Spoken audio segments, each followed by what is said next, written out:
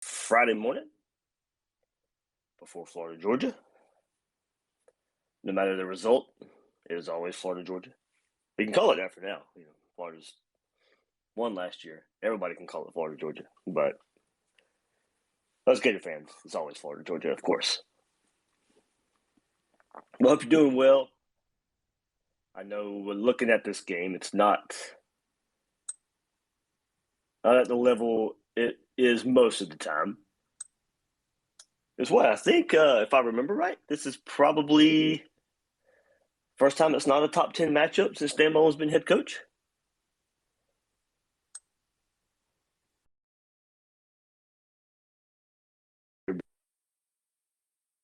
I'm pretty sure that's right. If I'm wrong, I'm sure you guys will let me know, but I think it's the first time it's not a top 10 matchup since Dan Mullen's been head coach of Florida. So, status and stature of the game this year as we look toward taking down the number one Georgia Bulldogs. I see Unique in here. I've talked enough this week, of course. Check out Gators Breakdown if you haven't yet this week. Plenty of discussion there for Florida, Georgia.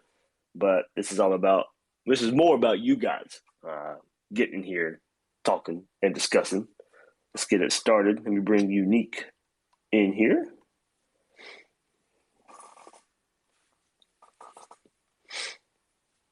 Hey, man. Dave. How are you? I'm good, man. I've been waiting on this day. I hear you. Yeah. I got a question, man. This team, let's say we go into this game, and if you look at all the games, we lost every game by one possession. Right. Let's say we win those possessions. What's the outtake on this game? Is this a whole different outlook on this game now if it was just those one possessions changed and Florida's undefeated? Yeah, I think so. Probably looking, maybe a little bit better in this where my mind went kind of initially where maybe Florida's kind of getting viewed the way Kentucky was going into the Georgia game. A hard, scrappy team that finds a way to win games. But I think what would put Florida on a little bit higher level, you'd still have that. Now, I don't know if you're counting the Alabama game still as a win or a loss, but you'd have either close loss like you do now on Alabama on your resume or a win over Alabama. So it probably would be elevated even more than what Kentucky was kind of thought about going into the Georgia game. So you'd have I guess you're saying with these three losses, if they all three just went the other way because they were so close of games that Florida had a chance to pull those games out. If you had an Alabama win on your resume going into this game, we'd completely be looking at it different. Even if it was that's crazy though. Yeah, right. No, you're right. It's 2 points. That's what I'm saying. Like everybody's giving up on Florida. It's just like, but it's 2 points.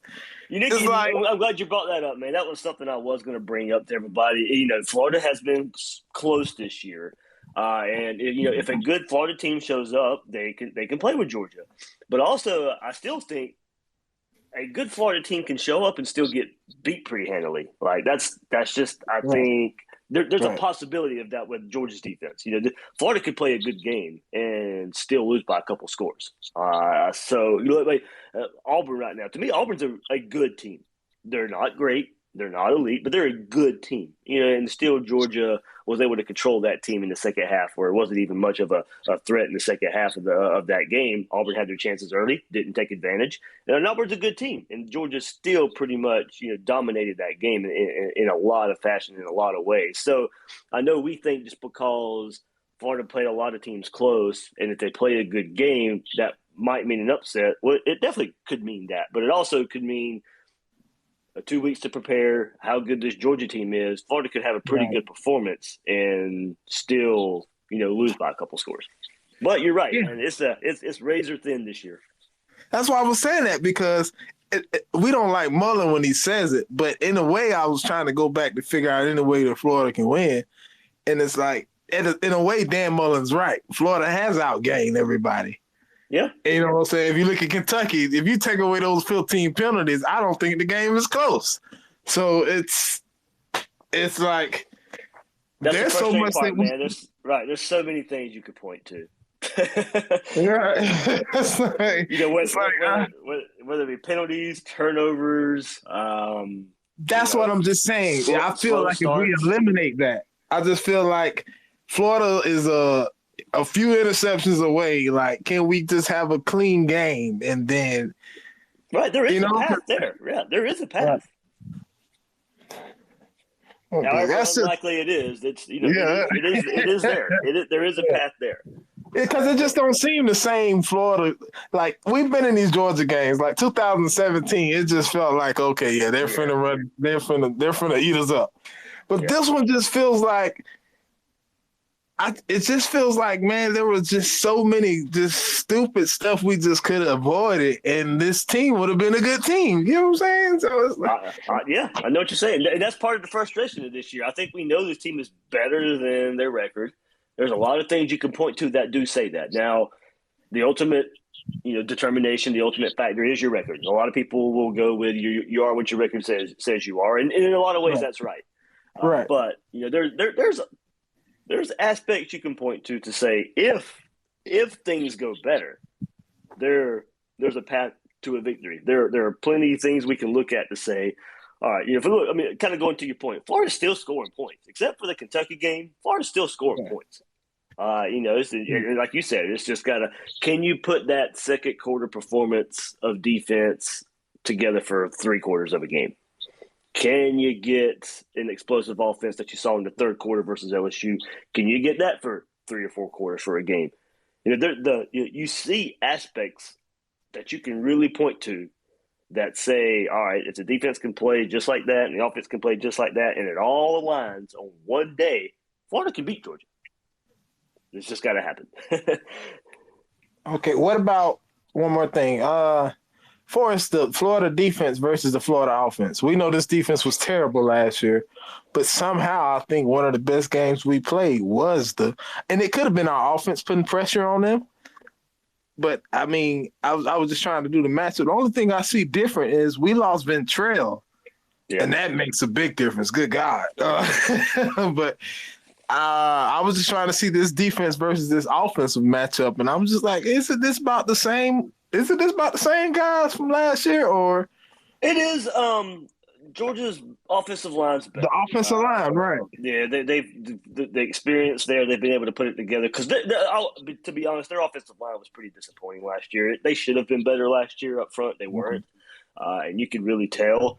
And they've kind of bounced back, had their bounce back year on offense. But I still think you're right. And I talk about the things aligning, the things that have to happen. We have seen this defensive line at times this year. And my one big issue with them, there's a lack of consistency, but we have seen it. Right. After that early Alabama onslaught, Florida's defensive line controlled pretty much the rest of the game. Alabama could not run the ball.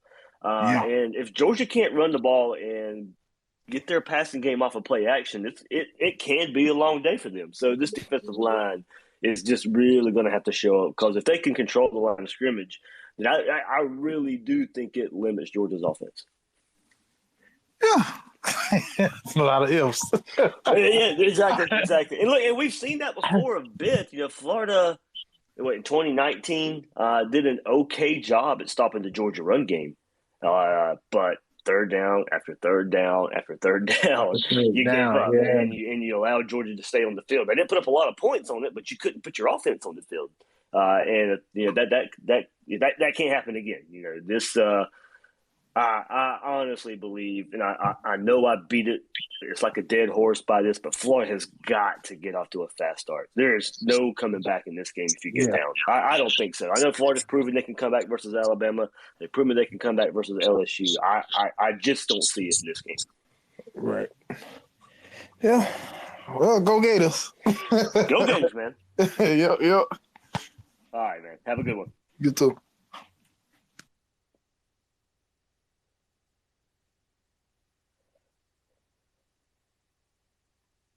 What's up, MJ? Morning, Dave. Always appreciate your time. Yeah, man. Thanks for hopping in. I got a couple questions. More so towards the offense, because obviously, defense can be suspect, but it's anyone's guess. But if there was like a key to win this game, do you think Florida playing methodical and really bleeding them out would be the best way to do this? It would be the best way because I think you're running kind of into the strength and kind of the teeth of that Georgia defense, and if you could put some disbelief in them, I think that would go a long way. I don't think that's the path to a victory for Florida. They're gonna have Kirby Smart. I mean, for all the credit we'll give Dan Mullen and his offense, this running first style quarterback power run, quarterback run game, Kirby Smart's on Dan Mullen with that. And what did you see last year finally? You saw a passing attack. You saw shots down the field. You saw your playmakers take advantage of their playmakers on defense. It's going to have to be the passing game in my mind. Now, if Florida can go out and surprise everybody and run the, 2014, and do that kind of style game where you just run up and down the field, then okay. If you can do that, more power to you. I don't see that happening. But I just think just because of history, the way Kirby Smart's kind of been able to control historically what we've known the Dan Mullen offense to be, I think, and that's why I want Anthony Richardson to play a lot more, is I think he's the quarterback that can test down the field. He can hit those passing windows, and I think that's Florida's best path to a victory. But I mean, if Florida can go, and that offensive line is healthy and comes together and able to kind of replicate what we saw versus Alabama and Tennessee earlier this season, then maybe there's a path to the victory there. Now, don't get me wrong. I think Florida is going to have to run the ball in spots. I don't think it's necessarily going to be running for 250 yards. But if it's 3rd and 2, can you go pick up those 2 yards? Can Dan Mullen come up with a misdirection style of run play where it pops the big yardage? I don't think you're going to go average 6-7 yards a carry on Georgia, but when you need the yards, when everybody in the stadium knows you're running the ball, can you go get those yards? Yeah, I mean, right now I'm just kind of like, if we win, it's awesome. If we lose, it's just like, well, it's kind of expected. So it's just, I feel like I'm going to come out on top this weekend regardless of the outcome, but. I brought that up in the Gators Breakdown Plus Q&A session yesterday. There's nothing to lose for Florida here, honestly. Go play. You got house money. Go be aggressive in every facet of the game. Go for every 4th and 2, of course, if it makes sense. Not on your own 20-yard line, of course. But if you're near midfield, go for it. Great. If call. I don't know if Todd Grant's going to do it, but maybe more in these players' minds. If there is a chance for an interception, don't go for the hit, go for the pick. Right. Go special teams, go be aggressive. Go put some more speed on the field. Go for every punt. I mean, there's nothing to lose in this game. Go be as aggressive as you can possibly be in this game and see where it takes you. Agreed. Yeah, and I guess my second question is, I mean, you can't really feed off what people say on social media feeds, but, I always try to get a pulse check what's happening behind closed doors. Is there anything that kind of suggests, not necessarily turnover, attrition, but things are happening with administration, the staff? I mean, because we see players decommit, people talk, but I don't know, what kind of truths can you possibly share that's kind of maybe shine some light on things that are actually happening? Yeah, I think a lot of what we see happening now is really a natural reaction to what's happening. The Florida defense is not looking good in big games, and if I'm a defender, what can a Florida coach on defense sell me right now?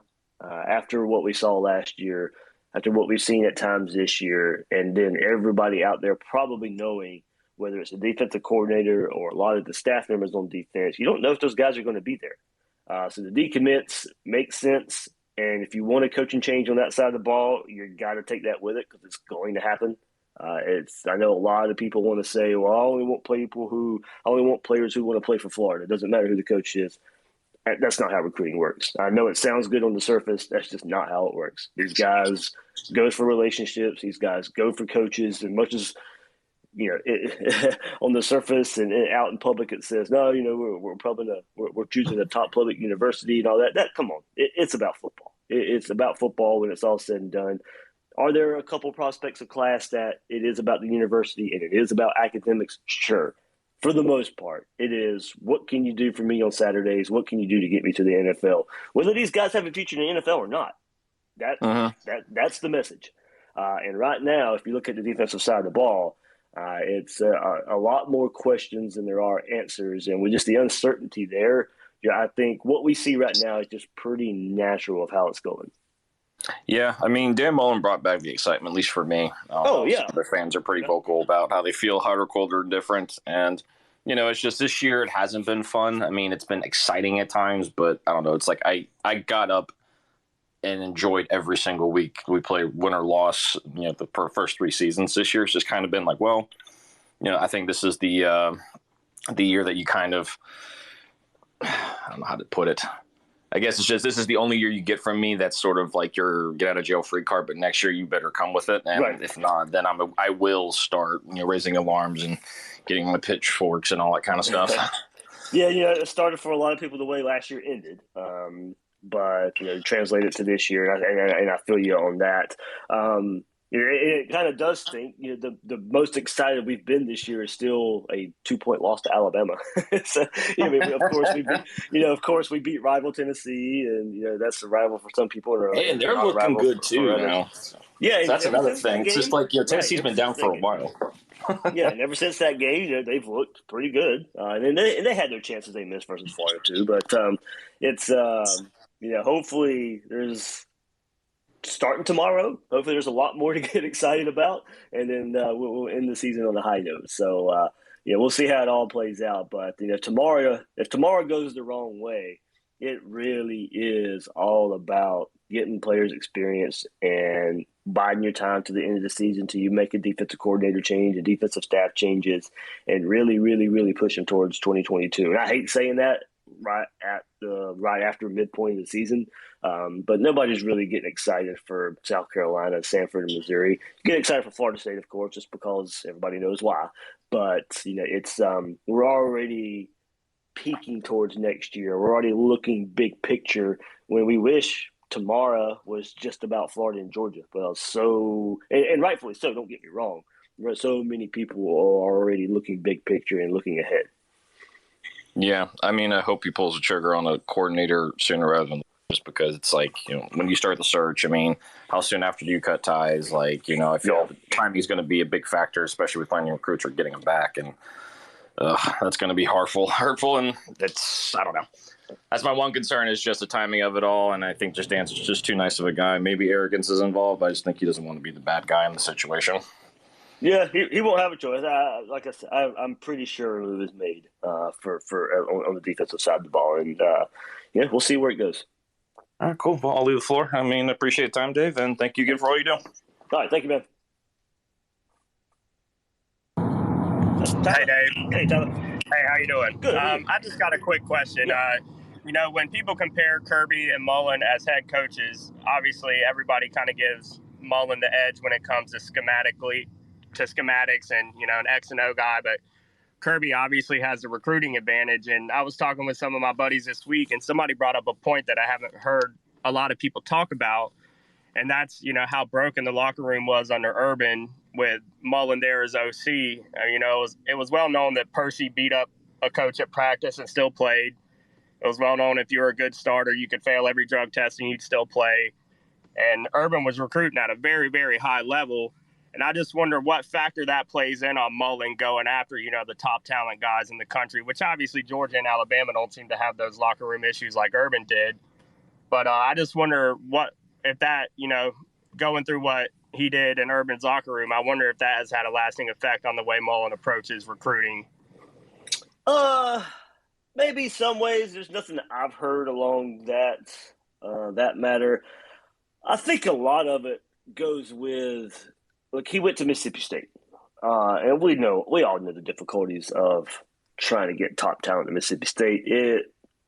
Nobody's going to be able to go to Mississippi State and recruit at a very high level.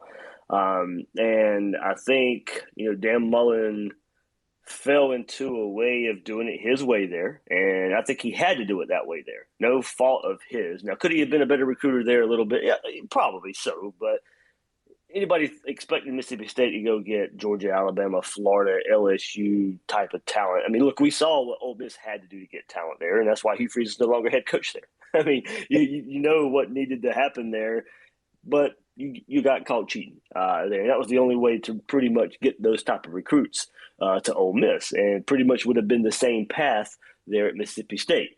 And so I think Dan Mullen knew there was a way he had to do it there, and not necessarily every school doesn't follow the rules. But of course, it's about the extent of how you follow the rules. And I think there he fell into the way of his kind of thinking of out scheming and developing players. And look, you got to develop. Of course, you got to develop. I mean, that's. But my path has always been develop 4 and 5 stars, and that's just kind of just where it's lacking. I think his time at Mississippi State bleeds over just a bit too much in how he approaches and how he does things at Florida. And look, I know it's been coming up a lot lately, and I shared my Matt White interview from when Dan Mullen was hired and coming from Mississippi State to Florida, and a lot of the things that we were quote unquote warned about is showing up here at Florida, the way he did things at Mississippi State. So I think it's more what his time at Mississippi State brought to the table as a head coach, more so than his offensive coordinator time at Florida. Yeah, and to be fair, I disagreed with the guy, but I just hadn't heard anybody bring that point up before, so I just wanted to get your take on it. Yeah, I don't think we can shove it away. I think that could play some small part or factor, but if it is, there's so many more things on the list above that, I would say. Yeah, and at the end of the day, the locker room is the head coach's job anyway. Yeah. So, you control what you control. But I appreciate it, Dave. I'll be there Saturday. Maybe I'll stop by your tailgate. Go Gators. Go Gators, man. All right, let me see. One follow-up question to that, actually. Would you rather have a coach that wants to be here, obviously, and go through the growing pains, or would you want someone that's going to check out like after 2-3 years or something else better comes along? No growing pain coach for me. I've been through that enough. Ron Zook, Will Muschamp. Nah, give me somebody who has the experience of being a head coach. Look, I know the Florida job's tough. I know it wears on coaches, and we're a demanding fan base. Hey. But I don't think we're over demanding at all when you come and look at the Florida fan base. Not more so than Bama, Ohio State, Georgia, Clemson, Florida State. I don't think that. Now, we see it because we're connected to the Florida fan base. We see it a whole lot more than other fan bases do. But Nick Saban loses a game this year. You see it on Bama's message boards of the loss to Texas A&M, and they're going crazy saying Nick Saban's lost it. He's not the coach he used to be. I mean, come on. This is the best coach in college football of all time, coming off of a national championship. So don't sit here and tell me the Florida fan base is out of their minds when you have Alabama and their fan base already calling for Nick Saban's head. So don't get me wrong. It's not the majority of their fan base, and it's not the majority of the fan base of Florida to act that way either. The minority is always louder. They get noticed a bit more because the thought is usually different from the masses, so it gets noticed a bit more. But as far as head coaches go, I think it's I know it's a job that's demanding, but it's so rewarding at the same time. And I don't think the Florida fan base causes these head coaches to kind of falter along the way. I just think it's just, to me, it's just the pressure of a big job. Yeah, and then obviously, like the timing of things, I kind of feel like if we do let people go, or someone does move on, like who do you chase? Like I always kind of have that as like a counter argument, but when I hear these pie in the sky names kind of thing, it's just like, man, I want to believe that, but it's come on. I think realism kind of like falls out of perspective there sometimes. Just like when things like John Harbaugh, and then we got Jim McElwain. It's like, okay, so. But yeah, I don't know. It's hard for me to sometimes want to move on because, if we have something that's working, but it's not 100%, then fix what you need to fix, not, cut tail and run. Yeah. Cool. All right. Who else is in here? Roberto and Jeremy, I believe.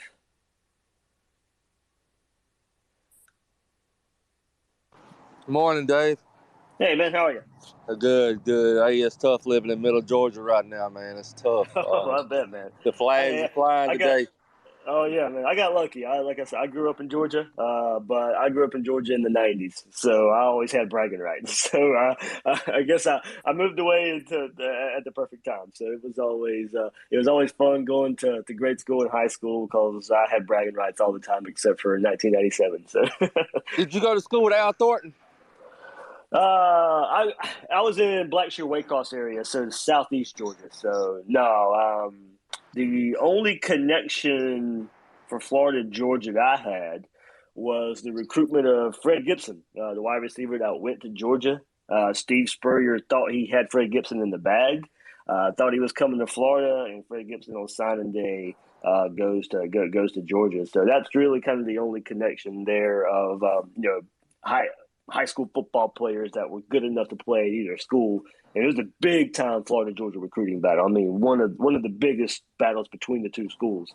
Fred Gibson went on to do really good things at Georgia, but that was because it was a rival for my high school, so that's why I always knew about that recruitment so much. But not too many connections there for where I went to school and where I grew up.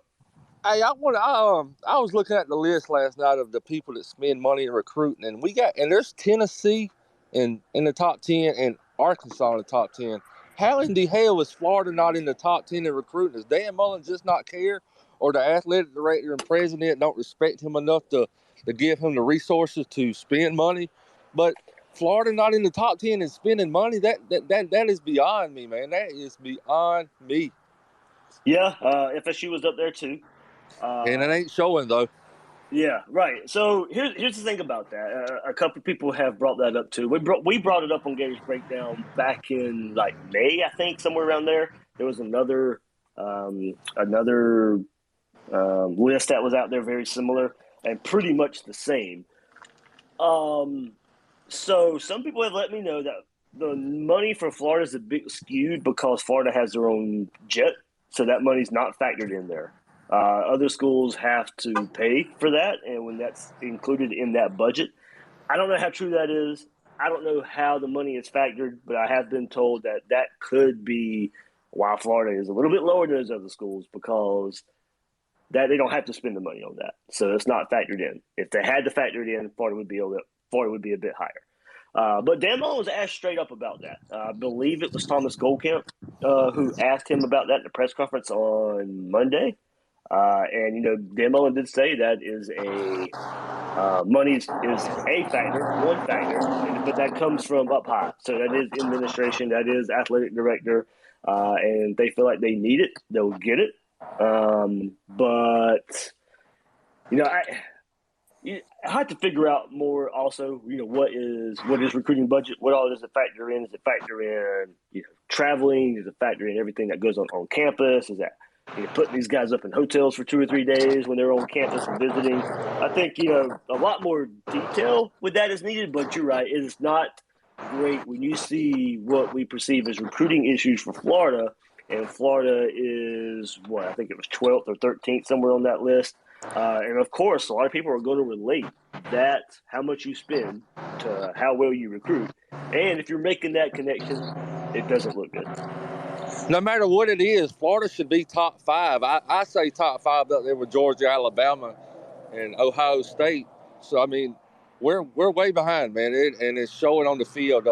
We got sorry recruiters. I've been to campus several times on recruiting visits, and I'm going to tell you every time, Todd Grantham is the damn worst, man. He is the worst. I mean, believe me, I know a couple people who have taken recruits on campus as well for visits, and they are always the two people come back to me, and they tell me they tell me how blown away they are on Georgia's recruiting visits compared to Florida.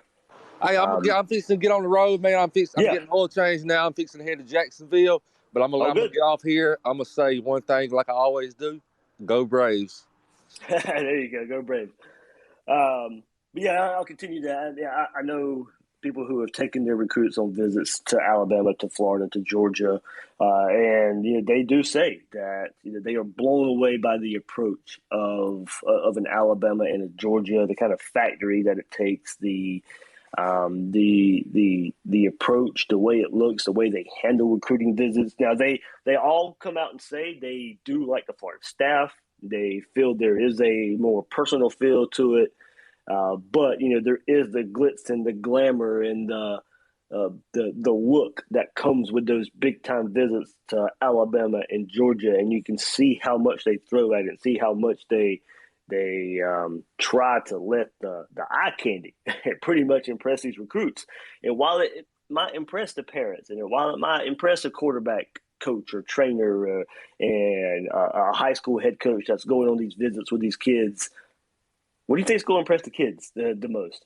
And that's what Florida's trying to get to. That's what Florida's facilities being built for, and all these big time recruiting visits. And so it's a lot of all right. This staff in Florida, we've heard how personal they are, how they're good at you see the communication and kind of like a friendship, a fatherhood. And you're talking about somebody like David Turner in that regard, and Christian Robinson, and they feel a connection there.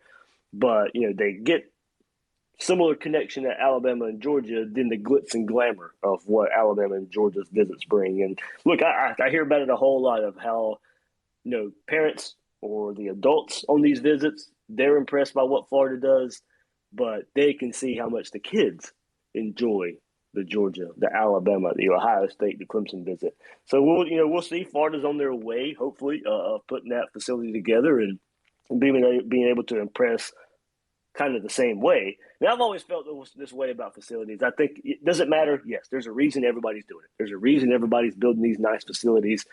But I believe that just kind of keeps your head above water. And then it's up to you to get out. And that's where it extends to relationships. That's where it extends to the relationship between a coach and a player. So you have to be able to make up the difference somehow, some way. So once this facility gets there, it'll help. It'll put you more on a level playing field with those other schools, but it's still up to you to sell. It's still up to you to close the deal. And I still think that's probably where the worry would be right now, unless something, we see something change with the way the staff approaches recruiting. All right. So, surprise, we've been going for over 30 minutes now. No questions about quarterbacks. No, very little talk about defense and how that's going there. So if there's some on-field football that you guys want to discuss, hop in here. We'll go at it. I know the quarterback's been the hot topic for the last couple of weeks. We don't know where it's going to go, who's going to start, who's going to play more, how it's going to rotate, who's going to play when and where. I think I won't say all, I can't speak for everyone. I think most people I talk to, most people I see, whether you're on social media, whether you're not on social media, want a change to be made at quarterback, whether it's Anthony Richardson starting, whether it's Anthony Richardson playing a whole lot more snaps. They feel the change needs to happen and has got to happen for Florida to have a chance to beat Georgia and to go on to have a successful rest of the season and help build for 2022. I think Anthony Richardson's the path. His ability, to me, is the best way to beat Georgia. We'll see how much Dan Mullen feels about that. Is there a roll with a hot hand? Not worry about rolling with a hot hand.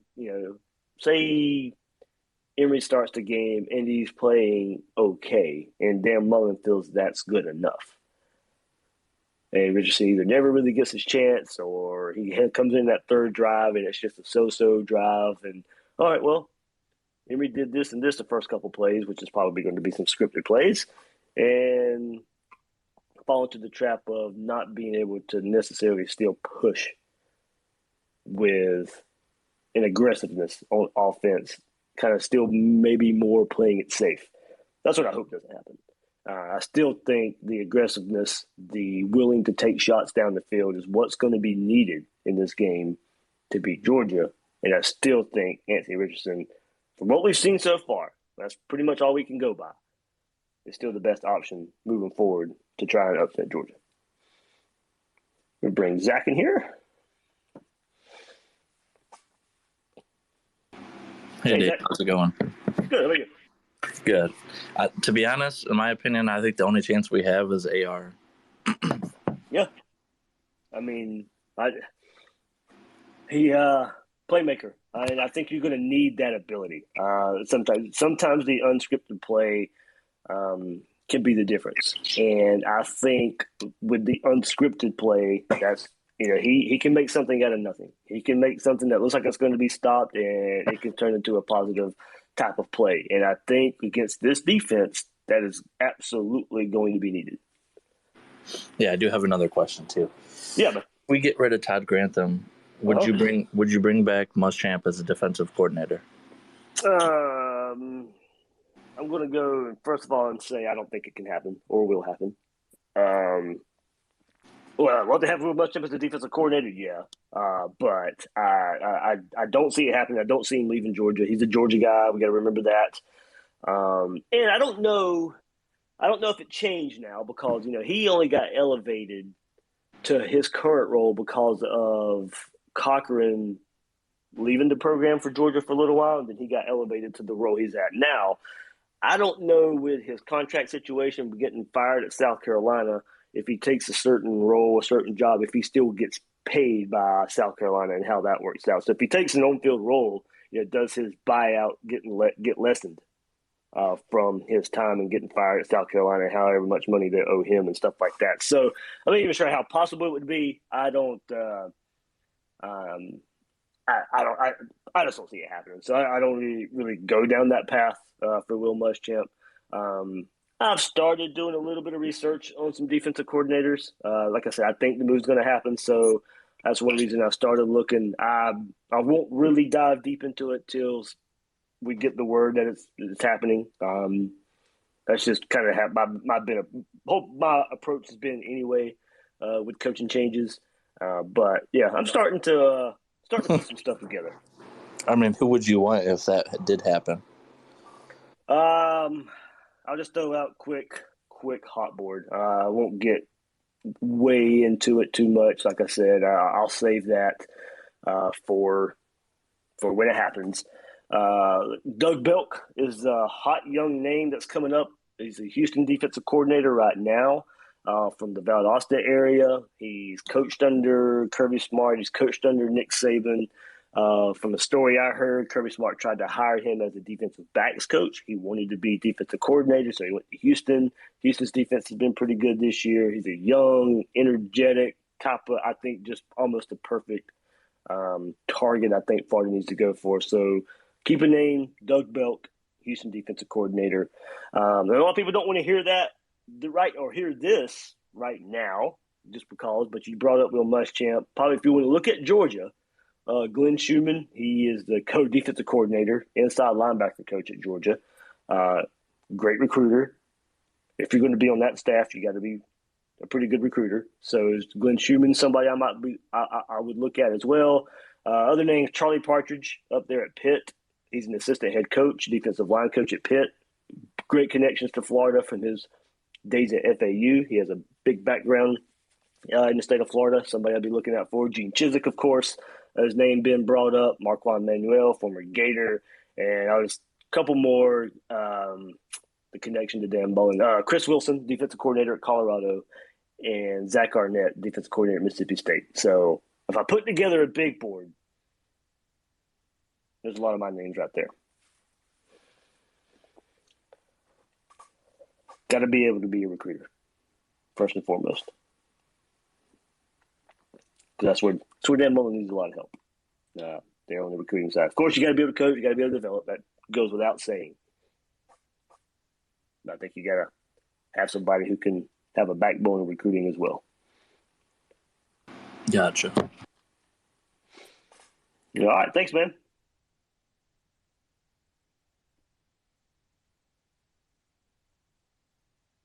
Bring a couple more in here. How about y'all think about bringing Charlie Strong back as off defense coordinator? I'm so torn on that. his time at Texas wasn't the best. I think you're almost trying to replicate too much of just that 2008, Urban Meyer staff feel. Is Charlie Strong still caught up with today's game a bit? That's kind of my worry there. I wouldn't hate it.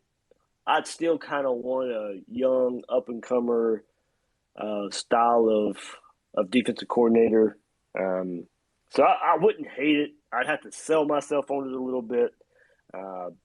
But it could be in what many will consider a do-or-die kind of year for Dan Mullen in 2022. Maybe another voice that could help in that regard. But I think I'd want to go a young up-and-comer route. Hey, Dave. Good morning. What's up, Roberto? Hey, I gotta do this quick. I got a patient on the table, so I'm trying to hit it right quick. In the sense, think of it like this: bringing Charlie in gives you another guy with head coaching experience and to help you with the program. Just like Nick Saban, if you look at all the people he's bringing in, they have been head coaches somewhere else. So he has other people that helps him while running Alabama. Dan needs the same damn thing, be honest with you, because he wants to do too much and he does not give over the responsibilities to the people that need to do their jobs. Well, Okay? here's the thing now. Here's the thing I will say about that. On defense, he does let Todd Grantham run that defense. That is Todd key Grantham point. defense. True. But look at it like this. If Charlie is there, okay, Charlie knows all the floor. Let's just put that out there. Yep. He does. You get Charlie in there and you get, like you were saying, some of that young, energetic talent. Say, hey, y'all come down here and co-defense, defensive coordinator with Charlie. Yep, I brought that up. To a friend of mine. If you get Charlie Strong and you can get that Doug Belk, that kid out there. There you go. I call him a kid, but he's not a kid. But you find some way to make that. I mean, Georgia has co-defensive coordinators, and you see how good the defense is. And I'm not saying you're that good. I'm just saying it can happen. With exactly. Kirby Smart's the defensive head coach, and you got co-DCs. It can happen. It can happen. And then do the same on the offensive side. Get a true offensive coordinator, point blank. Put him back in his damn role as a damn offensive line coach, and what to call him for the wide receivers. I think that might just be title only, honestly, Roberto. It's Dan Mullen's offense. He's the one calling the plays. But that's the whole point. That's what I'm saying. Yeah, it's okay to put your stamp on the offense, but let somebody else actually have the title and call the play. I think that's what Brian was doing last year. Dan signed off on it, but Brian was calling the plays. And you see how everything went well. Dan got too much going on right now, and he can't just focus the way he needs to focus. I'll defend Mullen there a little bit. I mean, it's a lot easier with Kyle Trask and Kyle Pitts and Kadarius Toney. I mean, I'm not sure the offense looks much different last year if Mullen's calling the plays.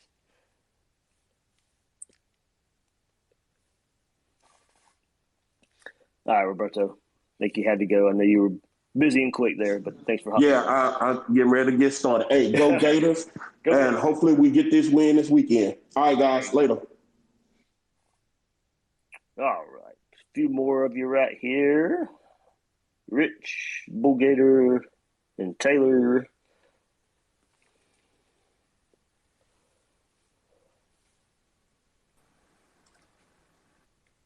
Let's see who's in here. Whoever, Rich, Bull Gator, Taylor, whichever one. Dave, good morning. Good morning, man. Fired up this morning. Let's go. I got one thing to say. One thing. Go ahead. Yeah. There's a million coaches right now coaching defense. Yeah. The last 20 years, we always bring up the same coaches. Yeah. Charlie Strong, Muschamp. Right. Can we get some fresh bread going or something?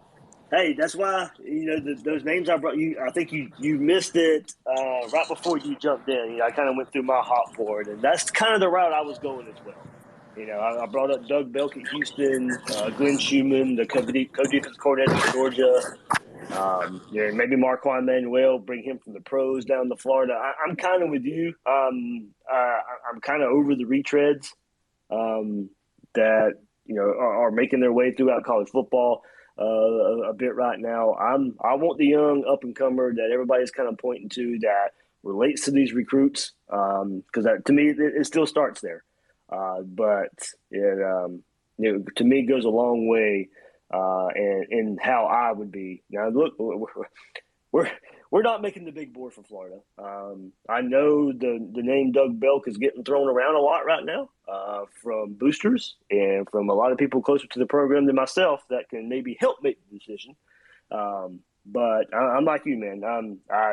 I'm tired of the same old names. But in Dan Mullen, what many will call a hot seat do or die year, I would be interested to see which way he goes. Would he go with a safe, experienced defensive coordinator, or would he go with a hot, young up-and-comer? That was it, Dave. You have a good day. Gators. You too, man. Go Gators win 45-43. Let's go. We'll take it. Thanks, Rich. All right. I'll jump in here now. Yeah. So I think Charlie Strong is attached to the hip to Urban at this point. Personally, I think once you get that NFL assistant coach job, I think he's going to stick there with Urban. He knows it. He knows Urban. I don't think that him coming back to. He was very close to being with Florida last year. I don't think he wanted to share any kind of role with Todd Grantham, and I don't necessarily blame him. I don't blame him. If you're Charlie Strong, and not to say anything personal about Todd Grantham, that's not what I meant. But if you're Charlie Strong, why would you want to be there with any kind of other defensive coordinator? Right. I mean, if we're talking about taking guys off the Jaguar staff, that Ash guy is over there, right? The Ohio State defensive coordinator. Ash. Yeah. If we're talking about taking guys from that staff, he'd be one of the names that I want to do. I'd bring him for our position coach role. I wouldn't make him defensive coordinator. Sure. But his name, I know it may get thrown up again. But you're right. I think guys get into the NFL. I'm not sure they want to be coming back down to college. But the other name that I want to kind of get some traction behind, I've been saying this since at least last year. I don't know what his status with Ohio State is, but their defensive line coach always seems to get the right guys on that defensive line. So I've always wanted to try to see where he's at with that program. But that's just personal, just watching how they play. I don't know his name by heart, but I will look at it. Do you know his name by? No, I have no idea. I just know that it's just one of those names that if the fans can get any traction behind it, that's just kind of one of those interesting ones that who knows. Larry Johnson, that's right. Okay, as soon as I looked up, I knew exactly who you were talking about now. I see his name. Yeah, he's the associate head coach at Ohio State as well. So I should know how ingrained he is at Ohio State. So. All right, I'll jump off then. All right, man. Thank you much. Bull Gator, you in here ready to go? I'm ready to go. There we are. I tell you, you've overlooked one option that Mullen can still do that would be par for the course. Yeah. He could promote from within and the already awesome defensive staff we've got. He could. That name Tyson Summers keeps coming up a bit too. Right? Former Georgia Southern head coach. He's a defensive analyst now for the Gators. That name, of course, he could go that route there. God, I hope not. But and Bull Gator, I know you're high on Jim Leonard. I know you brought it up on the Gators Breakdown Plus, our Discord server there. Pie in the sky. Pie in the sky. And, number one choice. But he ain't coming. If you do bring that up, is there anything you could offer him? I'll bring up the background on him because a lot of people have asked. He turned down the Packers job last year. The Packers were willing to give him a defensive coordinator role in the NFL. Said no. I'm going to stay at Wisconsin. Is there anything that you can offer him at Florida? Is there? You don't see this too much anymore, a head coach in waiting or anything like that. If you really want him that bad, if there's people out there that want him that bad, if Florida would want him that bad, would there be some kind of sale to pry him away from Wisconsin? Other than money and a contract Right. that would allow him to leave to take the job as the head coach of Wisconsin, which I think you and I both believe that's eventually what he wants. Yeah, right. Played there and didn't go to Mm-hmm. Green Bay to stay there. Yeah, it would take a lot. But no, another name I was going to throw out before that you didn't mention was the defensive coordinator for NC State, Gibson. I think he has in the past 2 years just put together for the. Yeah, I know it's ACC. We'll qualify it, but even so, that's how NC State has been winning games. They have had great defenses they were putting hurt on Clemson when Clemson was good. So this young man, and once again another young coach, I think he would be an option. What was it? Tony Wilson? Is that his name? I thought it was Gibson. Gibson. It could be okay. Wilson. Let me see. But while you're looking that up, the other thing I wanted to say, this was listening to Robert. Tony Gibson. You're right. Tony Gibson. Who had a patient on the table, which I think is funny. But he was talking about Charlie Strong, who is one of my favorite Gator coaches of all time. I don't think there's any Gator who doesn't love Charlie Strong. But if you look at some of the defenses that he put on the field at Texas and South Florida, they weren't good. And I'm not saying Charlie Strong doesn't know how to coach defense. He clearly does. But like everything in football, offenses evolve, defenses evolve. And that's why you have a lot of these older defensive coordinators, like a Todd Grantham, like a Charlie Strong, like a Will Muschamp, who you look at their defenses today and you see what was great, cutting edge 20 years ago, is not holding up today. The only old guy who I put in that category is Barry Odom, because Barry Odom showed at Missouri, that his defense still held water. That it was still pretty good. So that's another name, by the way. Of the older coaches, he's the only one that I would be excited to see come to the University of Florida. But otherwise, I think you're 100% right. We need somebody young and hungry to come. Somebody who wants to prove something. Yeah, and you bring that up, and then to me that's almost the same things we could bring up with Gene Chizik as well. Look, I had Gene Chizik on the podcast. I'm glad he came on the podcast. He says he keeps up with the game now. He's coaching clinics and all these off season and all that. But what would that mean as well? Bringing somebody who hasn't been around the game on the field, and translating what he knows about defense and keeping up with modern offenses. So I love Gene Chizik as well, as a former Gator, and he says. If he come for the right job, I'm not saying Florida is that job, but when he was on the podcast, it would take the perfect job for him to get back into coaching. And if Florida came calling, I'm pretty sure he'd make the move. But that is the worry there too, of being out of the game and being a quote unquote older defensive coordinator. Would he be up with the way the game is evolving and changing? Yeah, but on the same hand, and I agree with you about everything you just said. The fact that he is a former Gator, the romance involved there, you're like, oh, that would be so nice to have, let's say Marquand Manuel as a defensive coach, Gene Chizik as a defensive coach, all these guys. You just hope they do well, and you don't want them to crash and burn. But that's like Robert Gillespie. For how many years have people been calling for Robert Gillespie to come back to Florida in some form? And now he just failed and went to the University of Alabama. Of course, I'm being facetious. He failed to go. Yeah, he's doing great, and there was an opportunity at one time we could have gotten him here, and the coach at the time, I believe it was Coach Mack, wasn't interested, and that's unfortunate. I believe it's when the move was made and he went to Tennessee under Butch Jones. I think he could have came to Florida under that, around that time as well.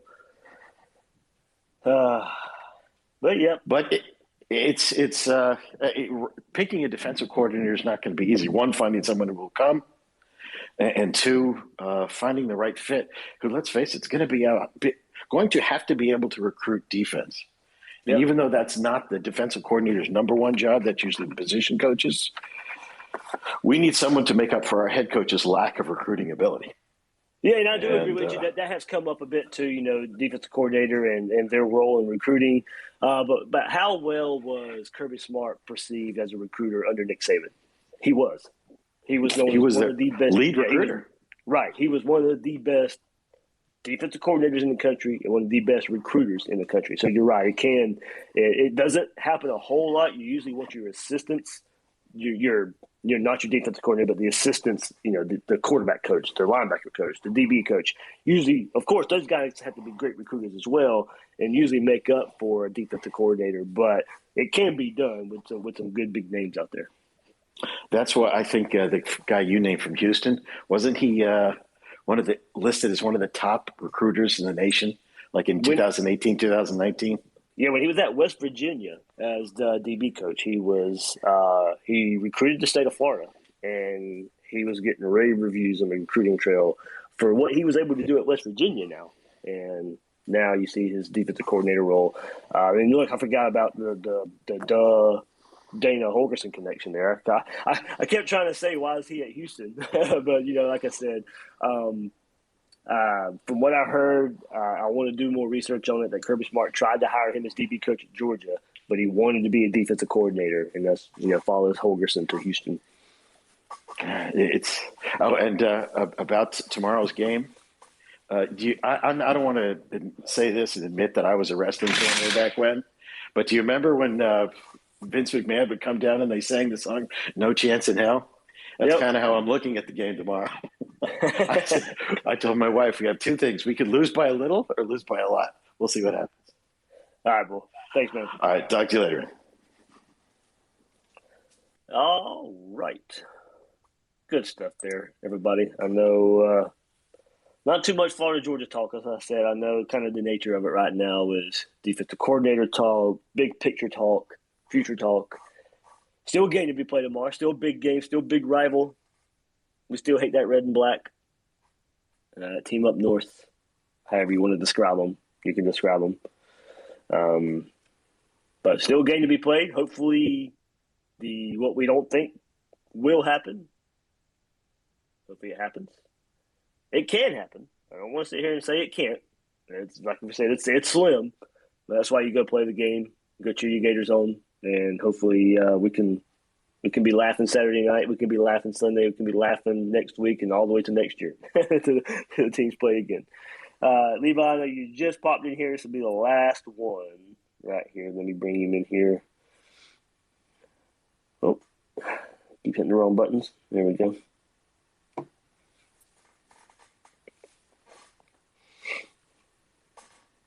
Hey, Levi. Hey, guys. How's it going? Good. How about you? Doing good. Hey, I've been listening in for probably the last 20, 30 minutes. Just got a question about the game. Let's say that Richardson does play the majority of snaps like we're all hoping he does. No offense to Emory. He's been a true Gator his whole career. But let's say Richardson rushes for 150 plus yards. Do you think we win the game? Oh, yeah. Because if you give him 150 on the ground, I'm probably that means Georgia's got to start worrying about the run and ground game as well. And then he probably throws for another 200. So if you tell me Richardson's got a combined 350 yardish, yeah, Florida's winning that game.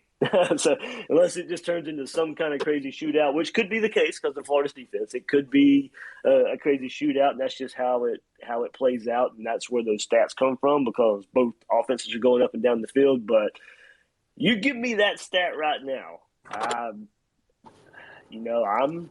I'd feel pretty confident about Florida walking out of Jacksonville with a victory.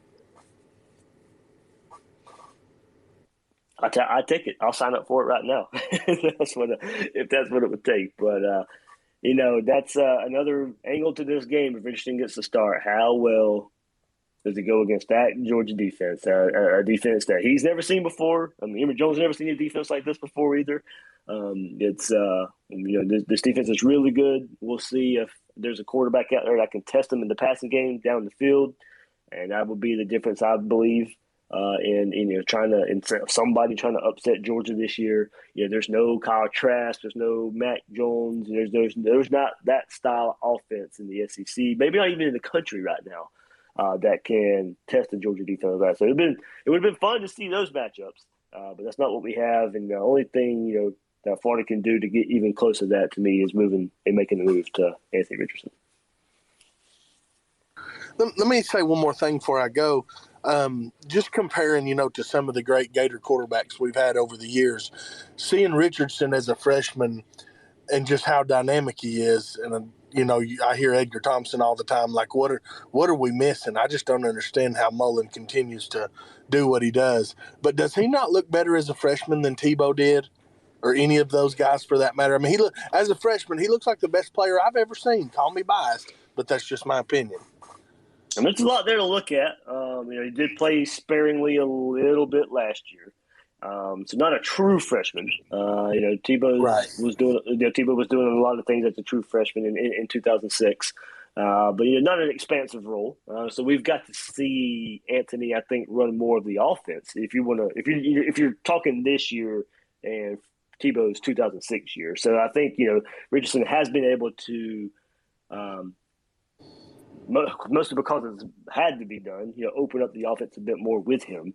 I think the potential's there. There's a lot of potential there. I'd love to see it untapped tomorrow versus Georgia. I still think I'll go back to that. It is the path to a victory for me in Florida.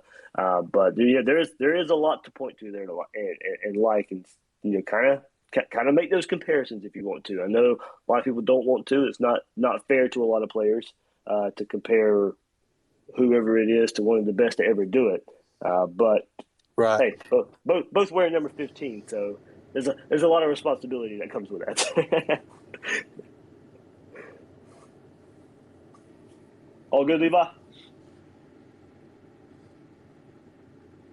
No, I think so. All right, guys, I've got to go. Sorry, I know that was going to be the last one. Soleil, Bill, I'm sorry, guys. I cut off there.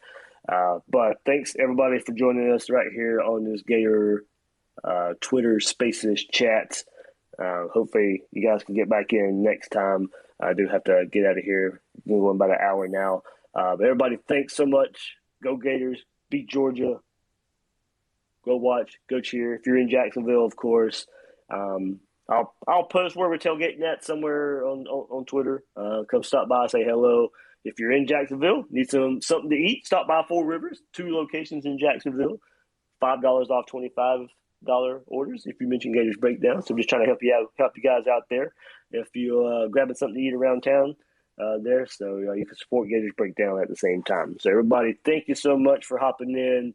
One more time, go Gators, beat Georgia. I'll see you next week on Gators Breakdown, all over Twitter over the weekend as well. And I'll talk at you guys later.